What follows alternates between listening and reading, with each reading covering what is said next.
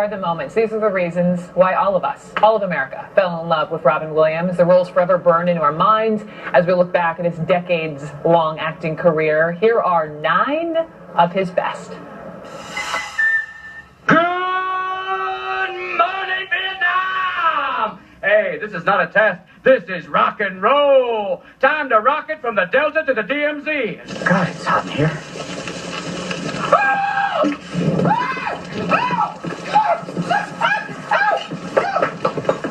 I know size can be daunting, but don't be afraid. I love you. I love you! Mark, calling Orson. Come in, you boob tubeness. Is that you, Mort? Oh, yes, sir. Talk about your bad connections here. If I took LSD, I'd be talking to every blade of grass like, sorry. To walk into a Major League Baseball stadium like, In your face, camel cake! In your rear, cow derriere. Lion, Klein, Spine, Prine, Ultra Pig! You lewd, crude, rude bag of pea-chewed food dude. Now, you asked me if I've been practicing medicine.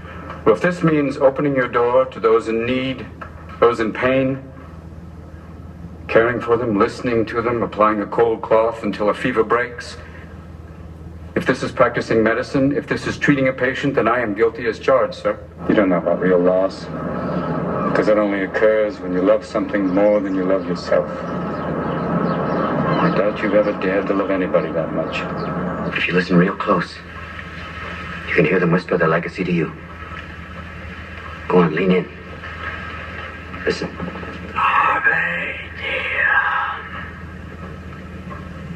Seize the day, boys.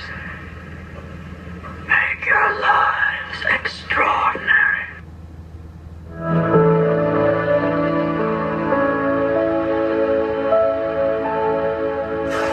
And we continue in our coverage on this Tuesday. Great to be with you. I'm Brooke Baldwin. A dark end to a man who brought so much light into this world.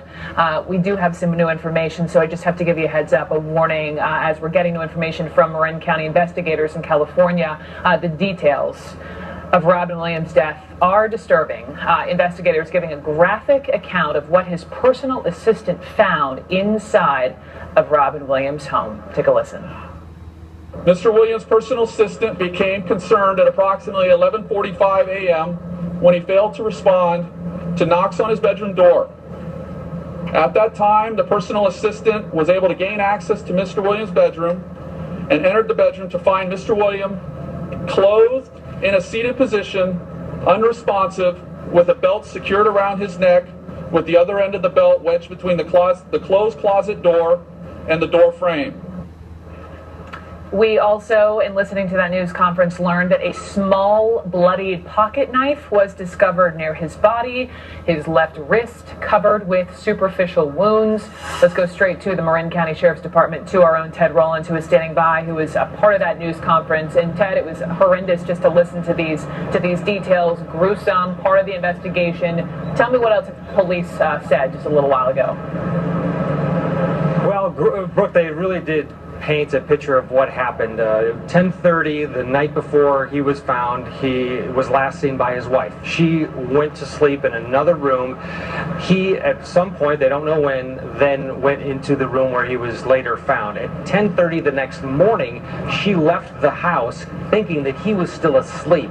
It wasn't until, as you mentioned, the personal assistant, about a half hour later, was concerned because he wasn't responding to any messages, got into this room and found him in that position, hanging using that belt. The superficial wounds that were on his left wrist were caused by a small knife, according to the coroner's report, but the cause of death, preliminary cause of death, was asphyxiation. The knife cuts did not have anything to do with his death. They don't know exactly what time he died. They will continue to research that, but the heartbreaking details of what transpired was, quite frankly, shocking at this news conference. A lot of times you just don't know what they're going to divulge in an ongoing investigation, but they really did lay it out there in detail. In his bedroom, with a belt, superficial cuts to his wrist. They also mentioned that they weren't discussing whether or not he left a note, so that's still out there, and also whether or not he had medication in his system. What did they say about a toxicology report, Ted? 2 to 5 weeks, they're saying at this point, for toxicology to see what indeed he had, if anything, in his system. They did mention also that he was seeking help for depression, severe depression. That was part of this equation and will be as this investigation goes on. But I think just the overall feeling that I know we got here was just sadness to hear the details of what transpired in that room, in his home, with his wife in another room. It's just overwhelming. Incredibly overwhelming. Ted Rowlands, thank you so much. So with the overwhelming sense of his death, also want to just hear some stories about this man today. I mean, the punchlines, yes, they are on pause today. Comedians mourning one of the greats, their own, as they remember Robin Williams. And that includes my next guest, who wrote jokes for Robin Williams. Robin Williams gave my next guest, Jeffrey Gurian, this autographed photo with a thank you note. This goes all the way back from 1991. Gurian also recently interviewed the 63-year-old actor at the Stand Up for Heroes event. This is part of the New York Comedy Festival benefiting veterans. Here they were. It's very humbling. It's great for me to be around to give to people who give so much, and it's important to make sure that they're taken care of. And these programs are really important on that level of all different types of programs that take care of guys who come back with different disabilities, and to help them, get the help they need. It's an honor to meet these guys, right, who have sacrificed so much for the country. I've met guys in the country, and you meet them here. And Jeffrey Gurian joins me now. Jeffrey Gurian, nice to see you. Oh, nice to see you too, Rick. Thanks so much for having me on. Texted you immediately as soon as I heard last night. You have been crafting jokes and interviewing comedians for years More and years years than and I years. want to admit, right? You've written for Milton Berle and Jerry Lewis, and the names go on and on and on. You brought the picture that you took off your wall in your apartment, but how far back do you go with Robin Williams?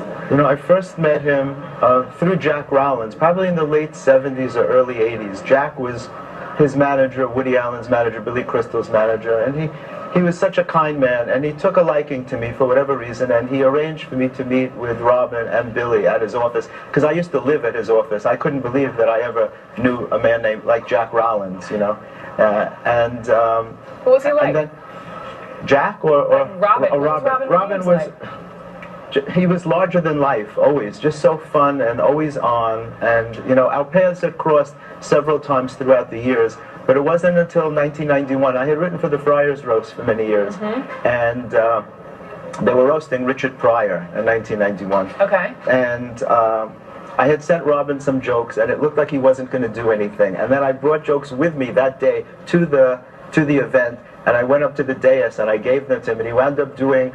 His opening line was my joke about Richard Pryor. I can't say it because you'd lose your license. Okay, you don't want to do that, Jeffrey Gurian. But he sent me a signed photo that has been such a touching memento to me. It's been so important, especially now.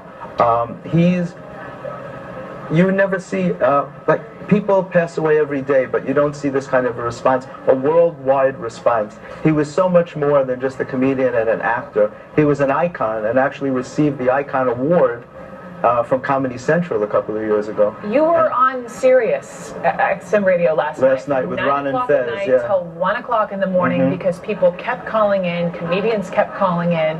What were they sharing with you? Oh, it was amazing. People like David Steinberg and Louis Anderson and Tom Papa and Gilbert Gottfried. Gilbert Gottfried called in, and Rick Overton, who was very close to him. What's the response? Some people couldn't even speak. There were people who wanted to say something that were so overwhelmed with grief that they couldn't even come on. But everyone had such wonderful things to say about him. Tell me one story that they told? How giving he was. I wish I could remember. They were all good. No particular story stands out in my mind. Everyone went on about what a wonderful person he was. Even like at the Stand Up for Heroes thing, when he showed up there, he was very grateful for people who did service to the country. He was a very helpful person. He emitted kindness. And one of the things that I wanted to say was that he touched so many people in so many ways. His level of sensitivity was so tremendous. And I think in our society we need to learn to honor that more, because it's not only performers that are that sensitive. We all are that sensitive, but we're taught to look at it as a weakness instead of a strength. And I think it's important to honor that. What about from when you go way back, as you mentioned, late 70s, early 80s, you talk about first meeting him, you talk about writing the jokes. Can you tell me just one story from your experience with him? Well, that story at the Friars Roast, and then, you know, I mean, that was amazing to me that he opened up with my material, because your opening line has got to be a killer. It's got to be a zinger. Yeah, it's got to be amazing, and to use mine of all the others that he must have had was a great honor to me. And as I said, and then our paths would cross. We used to hang out at a place called Columbus Cafe on 69th and Columbus, and I would see him there a lot. It was the biggest celebrity hangout that Manhattan ever had, and he would come by and he would just spread joy. He was always on. You know, he was just on. That's the best way that I could explain it. His persona was larger than life, and I wish I knew him better. You know, I wish I had seen him more often. He was just one of those very special people, and you could tell by the outpouring of emotion. Yeah, everywhere. You never see everywhere. You never see that. It's like President Obama made a statement. I know. You know, Secretary of Defense. The White House. I know. You know, I know. He was. It's incredible. There are really no words to explain the effect, the impact that he had on people all over the world. And it's just a shame that a person who brought joy to so many people could be in such a dark place. You know, it could happen to anybody, because that's what we focus so much on with someone who studies suicide and depression so much last hour, Jeffrey Gurian. Thank you so much for joining me here as we have to shine a light on it can be treated, you can get help. Jeffrey, thank you. Thank you so much for having me. We will have much more on the life and legacy of Robin Williams coming up this hour, including a closer look at some of his most memorable roles. You do Fussy, Fussy, Fussy. You do Martha Graham, Martha Graham, Martha Graham. Or Twyla, Twyla, Twyla. Or Michael Kidd, Michael Kidd, Michael Kidd, Michael Kidd. Or Madonna, Madonna, Madonna. But you keep it all inside. From comedy to drama to voicing anime.